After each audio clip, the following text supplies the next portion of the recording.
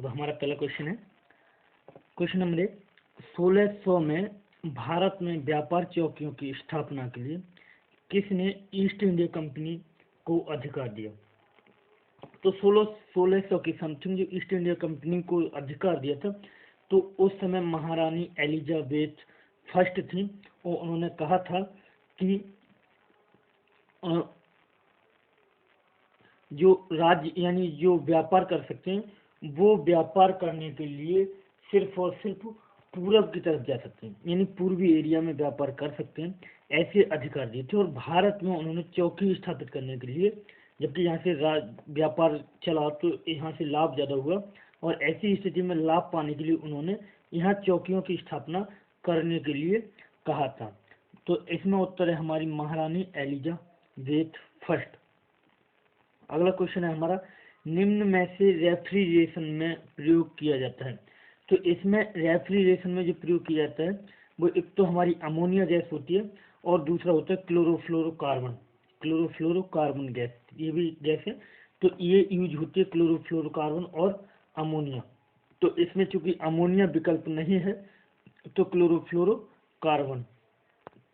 अगला क्वेश्चन है हमारा, हवा महल यानी जो जयपुर में है, राजस्थान जयपुर में हवा महल है, उसकी बात करें का निर्माण किस से हुआ है? यानी इसमें से ऐसी कौन सी चीज है जो हवा महल में लगाई गई है? तो सफेद और हरे संगमरमर का पत्थर, क्योंकि हरा संगमरमर का पत्थर होता ही नहीं है तो ये वैसे ही गलत है। अगला है लाल और गुलाबी बलुआ पत्थर, हाँ ये होता है ग्रेनाइट पत्थर। ग्रेनाइट पत्थर का यूज नहीं हुआ है वहाँ, क्योंकि ग्रेनाइट पत्थर का जो यूज हुआ है वो ज़्यादा चमकते हुए, यानी इसकी बात करें ताजमहल पर इसका यूज हुआ है। अगला है सामान्य पत्थर, तो सामान्य पत्थर भी कहीं यूज नहीं होता है।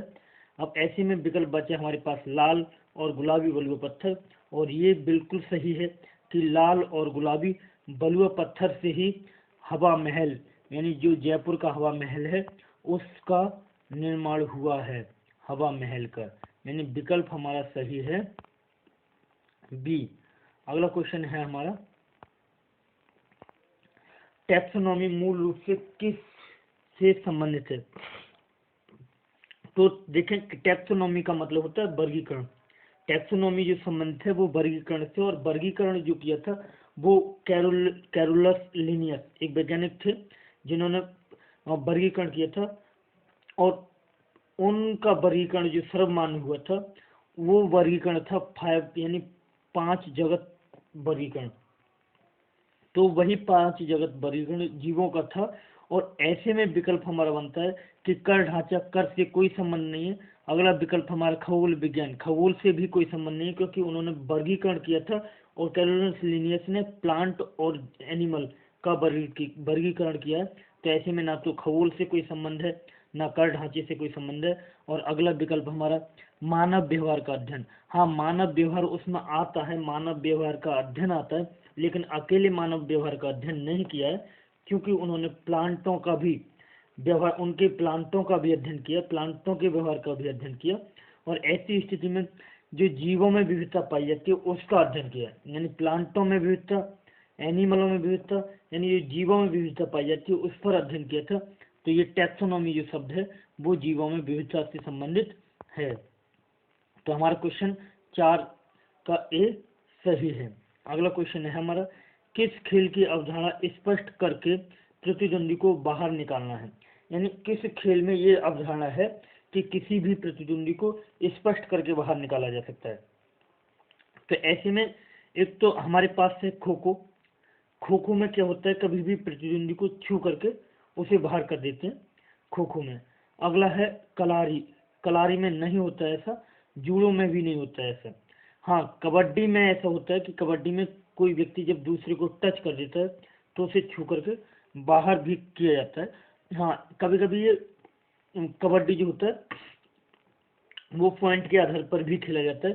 तो खो खो और कबड्डी दो ऐसे खेल हैं जिनमें प्रतिद्वंदी को छू करके बाहर किया जा सकता है। अब ऐसे में दोनों में से हमारा जो विकल्प होगा वो मैं अपने आधार पर केवल ए लगाऊंगा, क्योंकि कबड्डी एक ऐसा खेल है जिसमें छू करके व्यक्ति को बाहर किया जा सकता है।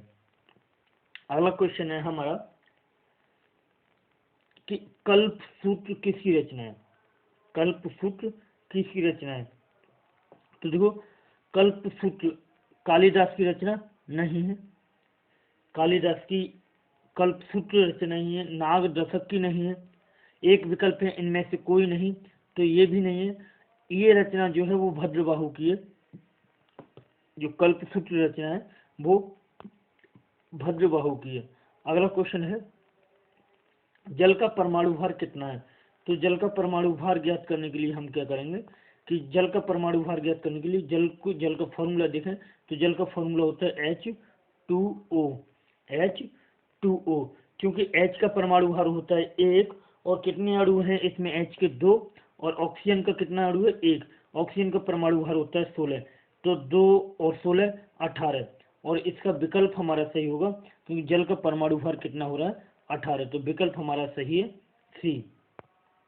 अगला क्वेश्चन, डॉल्फिन को राष्ट्रीय जलीय जीव का दर्जा कब दिया गया? तो डॉल्फिन को राष्ट्रीय जलीय जीव का दर्जा की बात करें तो डॉल्फिन को, क्योंकि डॉल्फिन लगातार कम होती जा रही थी और डॉल्फिन लगातार कम होती जा रही थी, तो इनके संरक्षण के लिए बिहार के नीतीश कुमार के कहने पर इसमें 2009 में केंद्र सरकार ने इसे डॉल्फिन को राष्ट्रीय जलीय जीव का दर्जा दिया गया और ये IUCN की लिस्ट में भी बढ़ते हैं। अगला क्वेश्चन है, राज्य और उसके संघ क्षेत्रों से संबंधित कौन सी सूची है?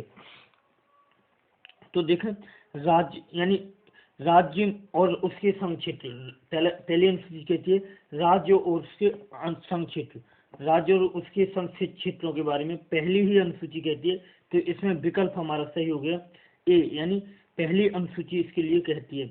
8वीं अनुसूची भाषा के बारे में कहती है। अगला क्वेश्चन है हमारा,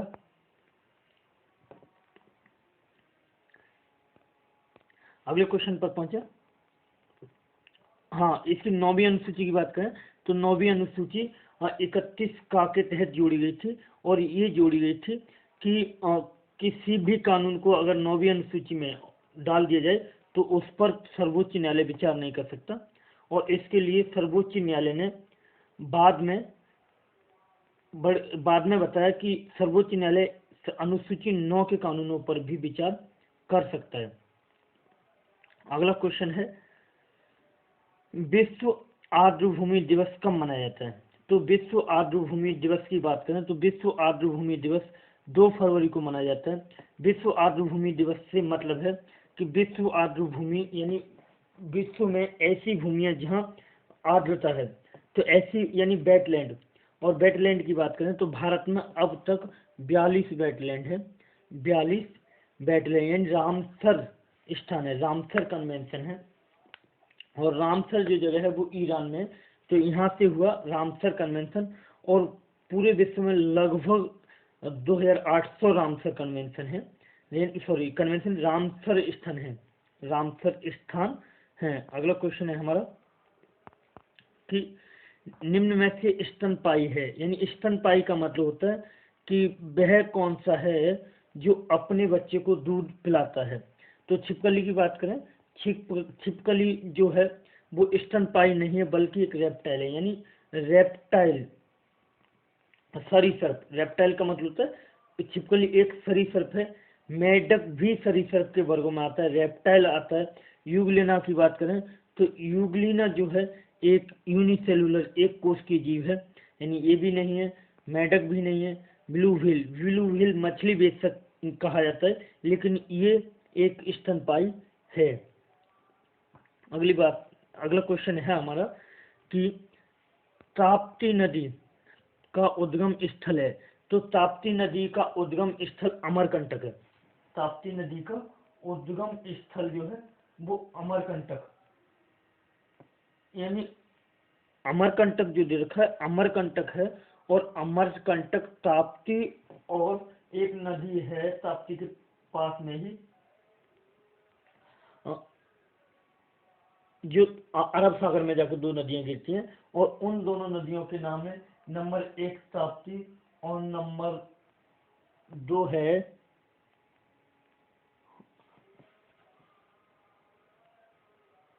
हम्म, तो यानी इसका, हाँ ये क्लियर होता है कि अमरकंटक से नहीं निकलती ताप्ती। ताप्ती जो है वो अमरकंटक से नहीं निकलती है, और इसमें ऐसा कोई विकल्प नहीं है जो ताप्ती के नदी यानी ताप्ती के उद्गम स्थल को बताता हो, यानी ताप्ती जहाँ से निकली है उसे बताता हो। और ताप्ती जो निकलती है वो एमपी से निकलती है, यानी मध्य प्रदेश से निकलती है, बैतूल से ताप्ती निकलती है, बैतूल से। और ताप्ती निकल करके जा करके अरब सागर में गिरती है। वहीं ताप्ती के साथ जो दूसरी नदी गिरती है, जो दूसरी नदी जाती है, और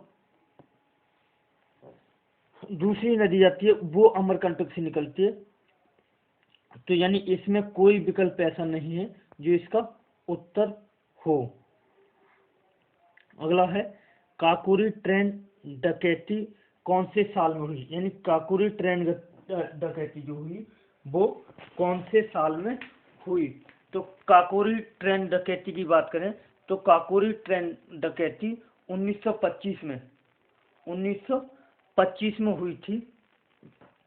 यानी इसमें हमारा विकल्प है सी सही, सी विकल्प सही है, यानी काकोरी, काकोरी की बात हो रही है तो काकोरी जो है वो 1925 में, जहां से उत्तर प्रदेश के सीएम सांसदीय चुनाव लड़ा करते थे, वहां से, यानी उसी जगह से ये काकोरी ट्रेन डकैती संबंधित है। अगला क्वेश्चन है हमारा, मेक इन इंडिया वीक 13 से 18 फरवरी 2016 को कहां से शुरू किया गया। तो मेक इन इंडिया वीक 13 से 18 फरवरी 2016 को मुंबई से शुरू किया गया था। अगला क्वेश्चन है, निम्न में से कौन सा राज्य अधिकतम सीमा भारतीय राज्यों के साथ साझा करता है। तो मणिपुर की बात करें, मणिपुर एक तरफ से विदेश से अपनी सीमाएं साझा करता है, यानी म्यांमार से सीमाएं साझा करता है। पश्चिम बंगाल भी बांग्लादेश से अपनी सीमाएं साझा करता है, यानी पूर्णतः भारत से सीमाएं साझा नहीं करता है। उत्तराखंड भी अपनी सीमाएं नेपाल से साझा करता है और चीन से साझा करता है, यानी अधिकतम नेपाल जितनी भारत से साझा करता है उतनी ही लगभग नेपाल और चीन से साझा करता है। पश्चिम बंगाल भारत से साझा करता है उतनी ही सीमा लगभग बांग्लादेश से साझा करता है। मणिपुर जितनी साझा करता है उतनी ही म्यांमार से साझा करता है। असम जितनी सीमा भारत से साझा करता है उतनी ही सीमा, उतने से बहुत कम, यानी भूटान से अपनी सीमा साझा करता है। तो आज के लिए बस इतना ही।